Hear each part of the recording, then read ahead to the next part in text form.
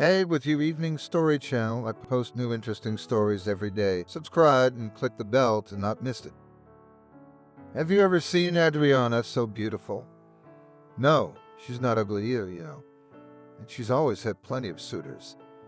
But this Adriana, of course, has seen on the screen actresses, different announcers, well to live. It's like she stepped out of a magazine picture, stepped out of there from a tantalizing world.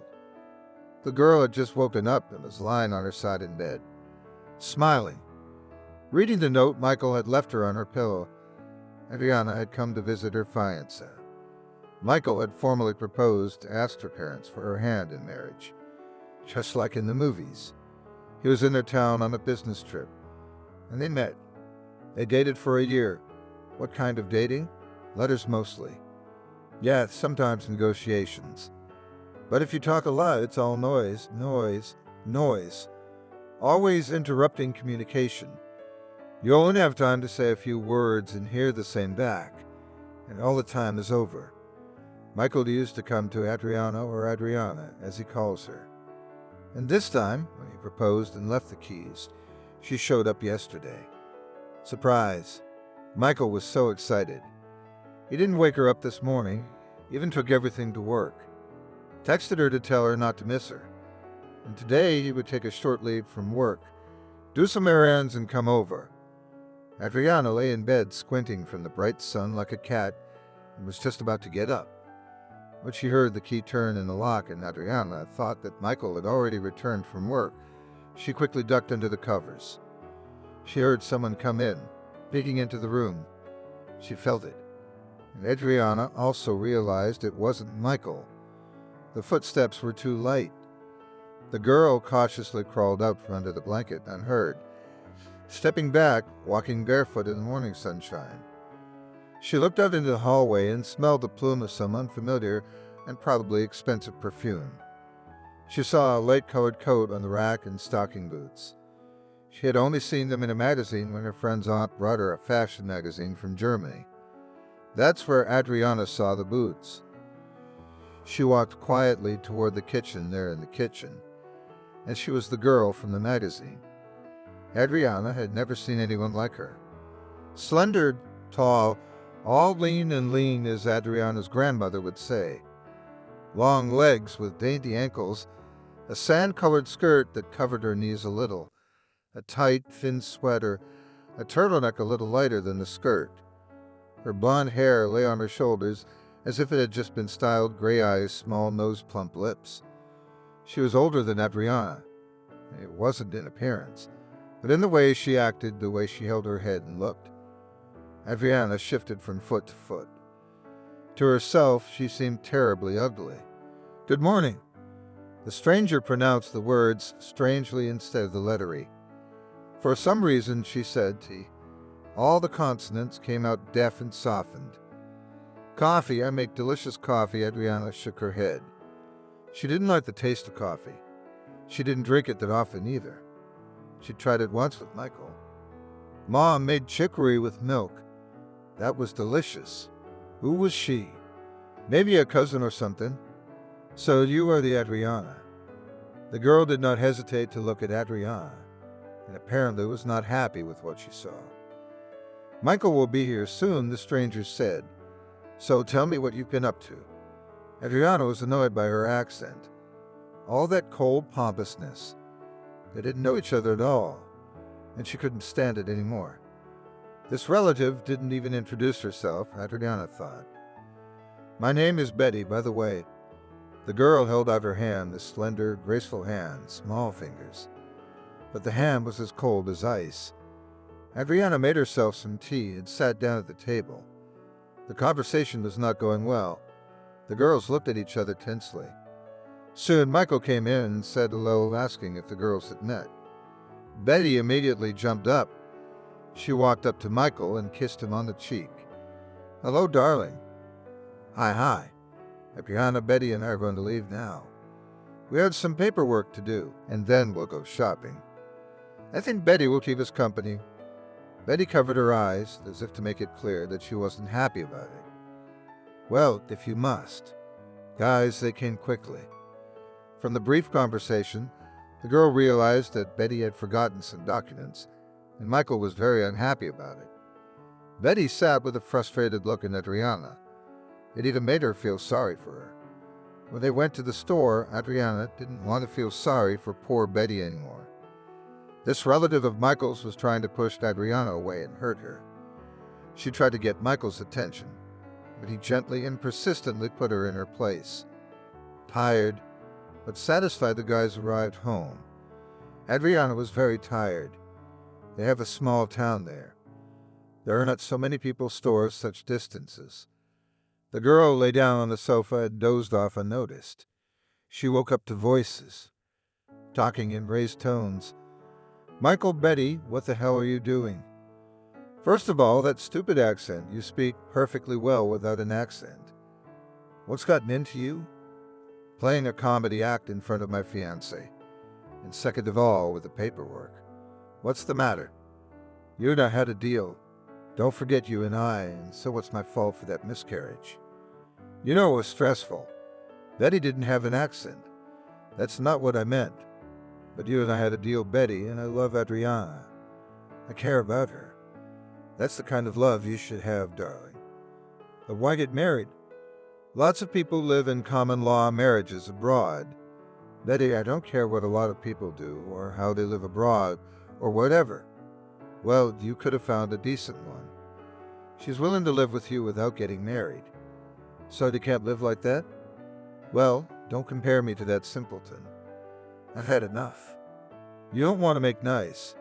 Tomorrow, I'll do something myself. I'll see if it can be done unilaterally.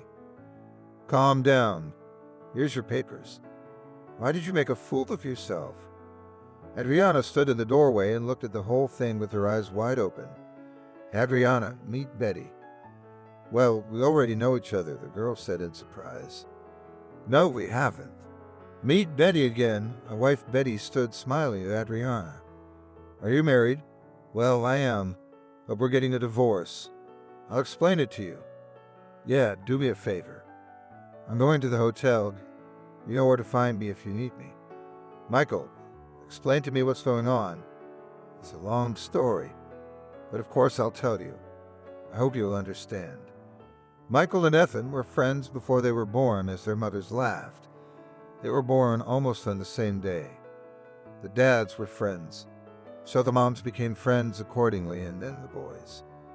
One garden, one school. They went to the institute together, and on that voucher they also went together to one of the Baltic republics. Closer to civilization, as Ethan put it. That's where Ethan met his Betty. The beautiful girl was cold.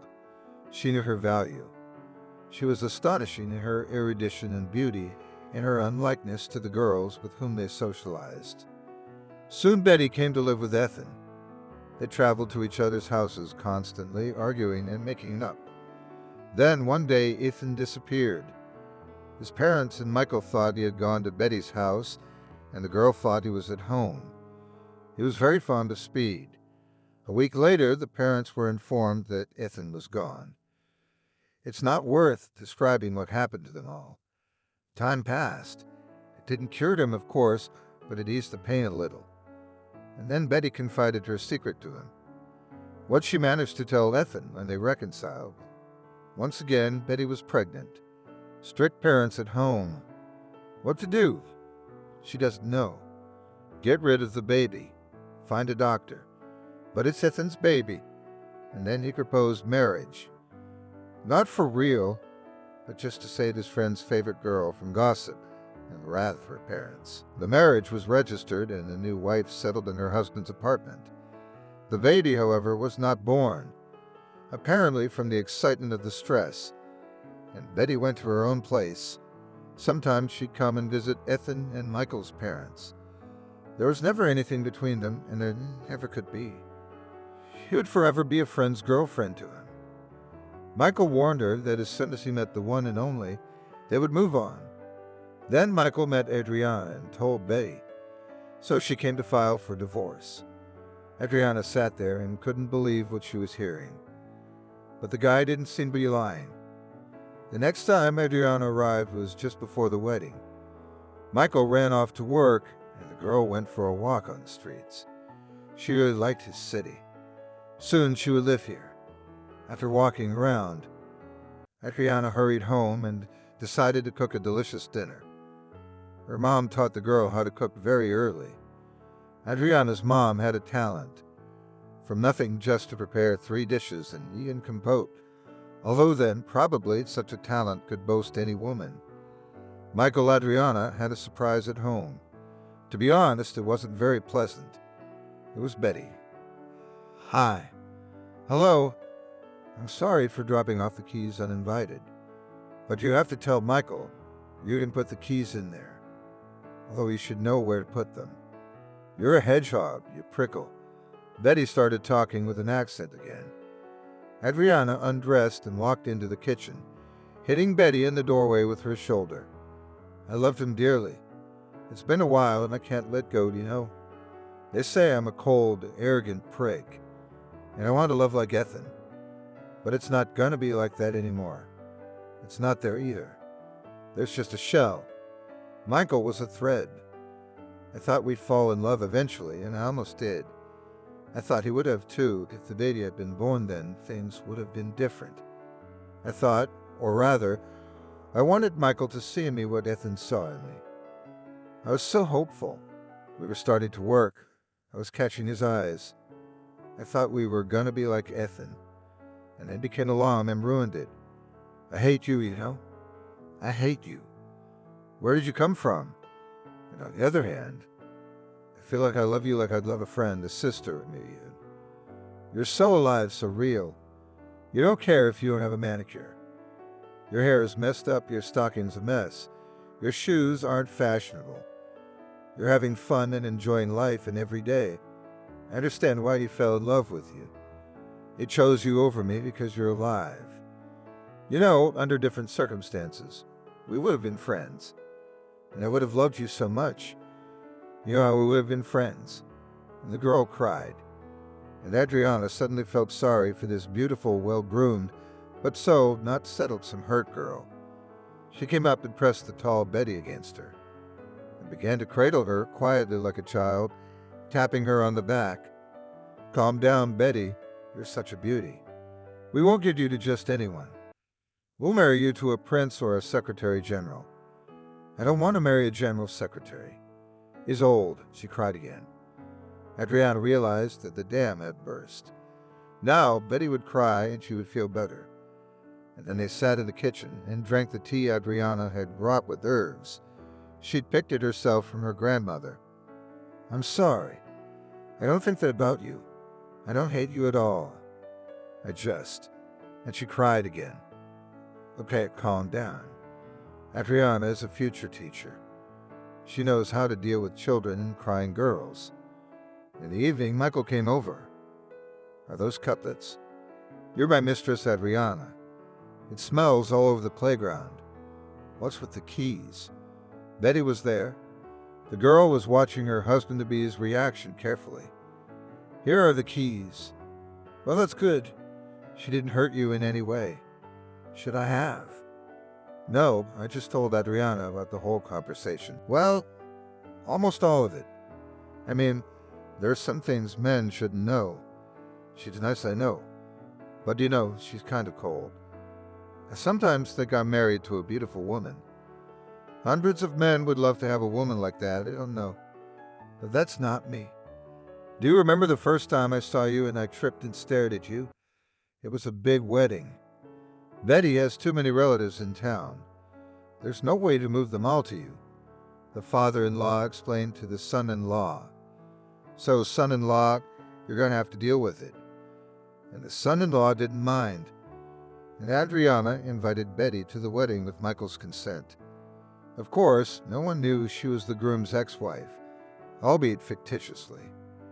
Adriana's cousin William, when he saw her, he opened his mouth. He was in his early 30s, tall, blonde hair, and a handsome, rich man. He was already on his feet, but his parents couldn't get him married. He kept saying no. He couldn't find the right one. William, what are you looking at? The mother persuaded her son. Can't you see? She's a foreigner. How can you compare to her? but William didn't want to hear anything. Betty gave Adriana an amber necklace to wear for good luck. The girl whispered, "This gift will be yours. A family heirloom that will keep you safe from harm and misfortune. Then give it to your daughter or daughter-in-law." And 3 months later, they had another wedding. William got married. To whom? Betty, of course. They didn't live here long and went home. Adriana and Michael always went to visit them, and William to them. And their children and grandchildren are friends. They keep their amber beads, a relic. Far away in the album of vast red velvet, there's a black and white photo of a smiling young boy near a sports motorcycle. Such a photo is in the descendants of Betty with William and Adriana with Michael. On the back it says just 5 letters. Ethan.